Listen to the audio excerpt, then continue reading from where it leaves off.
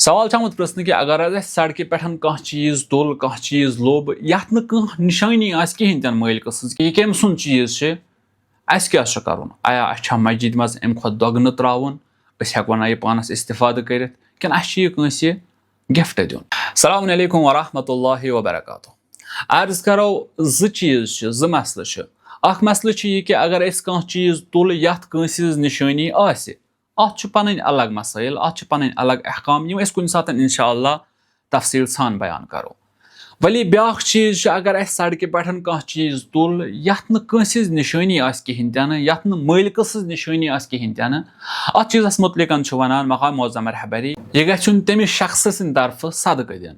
वली चीज यतनस मद्देनजर थवन जरूरी मसलन अगर मे कह चीज तुल तो यह तम सिंद तरफ मे सदक दुत मे कर तम सज नियत मे दुत तम सुन सदक वली बाई चांस कह टाइम गो अमुक मालिक सह द्राव नून यह आव मे निश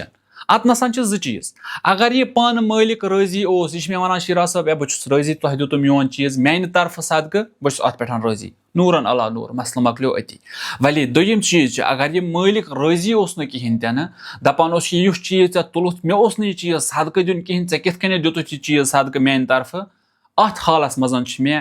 अमिक पोस अमिस अमुक कीमत अमिस वापस दिन जरूरी।